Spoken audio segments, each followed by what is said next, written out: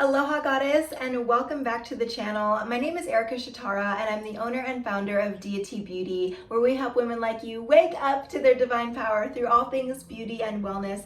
Today we're talking all about exfoliation. This actually will be a two-part video, so make sure that you are subscribed to the channel and have your notification bell turned on because you're not going to want to miss the part two. It's super exciting. We're going to do a little demo with the biotherapeutic microsonic, I think I'm getting the name wrong, the micro ultrasonic spatula. I'm sure you've seen these spatulas all around the internet. However, the BT ultrasonic spatula is the bee's knees in the skincare game.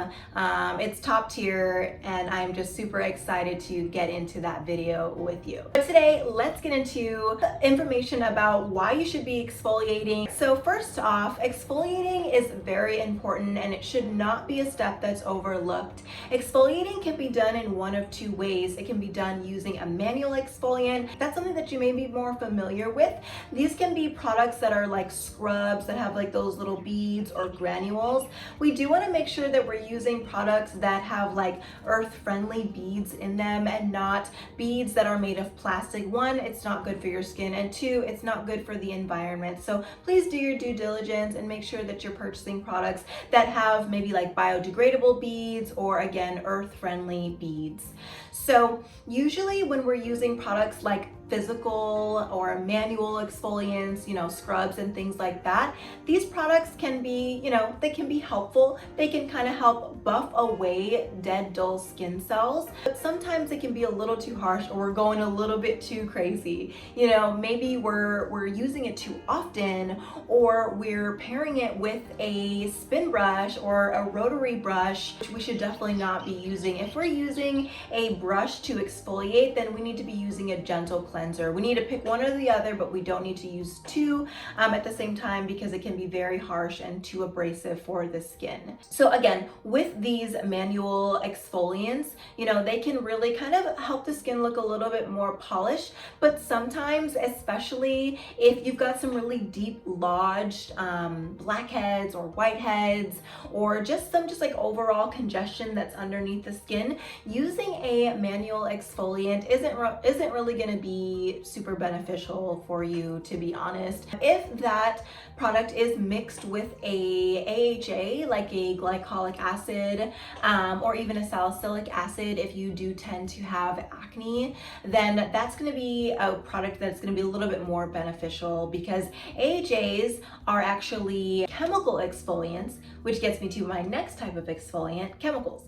So these are alpha hydroxy acids that help to eat away the dead skin cells and help to dissolve the bond or the stickiness that keeps our skin cells together. Areas are like pigmented, if we don't have anything that's kind of eating that glue that, that's keeping everything together, then it's just going to keep that pigment there and you're not going to have soft, smooth skin, and you're gonna have, maybe patches of hyperpigmentation or just, again, skin that is not as even as it could be. So using AHAs are definitely one of my favorite products. Personally, I love using glycolic acid. I would say that is that's like the A+ of acids, and the reason being is because the molecular size of glycolic acid is so small, it's able to penetrate the skin more deeply, hence getting better skin results, helping to even the skin, brighten the skin.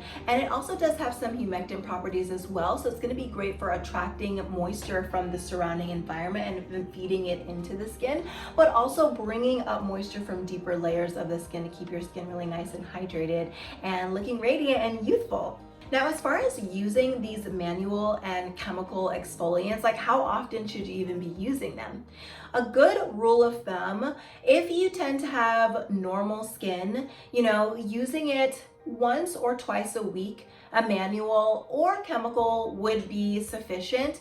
If you do tend to have more oily or acne prone skin, I would definitely opt for a chemical exfoliant, as a physical exfoliant can be a little bit too abrasive for the skin, especially if you're dealing with like active acne. It's very inflamed. It can just exacerbate the acne and make it even more red and inflamed and irritated. So for that case, I would definitely opt for a chemical exfoliant. So if you're using a manual exfoliant or like a polish or a scrub or something like that, again, 1 to 2 times a week if you do have normal skin. If you have oily skin, you know, maybe you do it 2 times a week. Again, listen to your skin though, because maybe you're still super oily, you know, maybe you use it 3 times a week. But again, if it doesn't look like you need it, then don't. But a good rule of thumb, using it 1 to 2 times a week.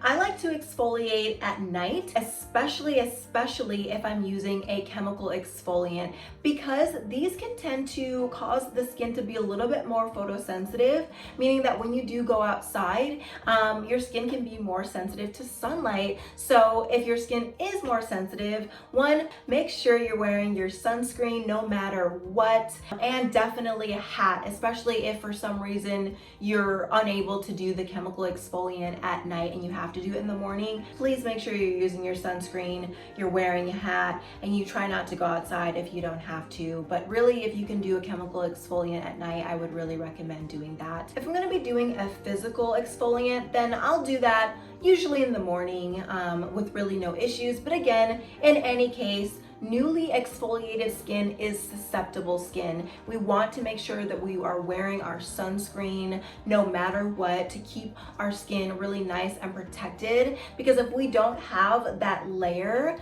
that we just exfoliated off, and we've got like dark spots and things that we're in the process of healing, you know, if we go outside, those dark spots are going to become even darker because we don't have that layer of sunscreen to shield us, and then it's like it's going to take you longer to lighten it, and it's just really annoying, and I don't want that for you, goddess. Some other types of AHAs would be like a lactic acid. If you are new to acids, I recommend trying that out first. It is a little bit more gentle on the skin. And also malic acid and tartaric acid are other great AHAs. Now, BHA is salicylic acid. Now, this isn't more so for eating away, you know, the dead skin cells, as it's for penetrating deeper into the pore and cleaning out that pore. So that's more if you tend to have oily skin paired with acne. So if you have acne, a salicylic acid is going to be great for helping to clean that pore lining. So salicylic acid is more of an oil-loving acid, whereas AHAs are more water-loving acids. So those are more like superficial, again, for like the, you know, the superficial layers of your skin, whereas the salicylic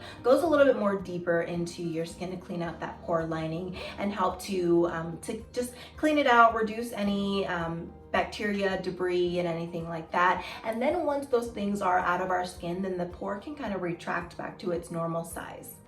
Now, acne is a completely different video for a different day, but if that's something that you would like, make sure you go ahead and leave a comment down below so I can go ahead and make a video like that for you guys, because I know so many people are suffering from acne, and you know, it can be from a variety of causes, and like I said, we'll get to that in a next video if that's something that you're interested in, so make sure that you let me know.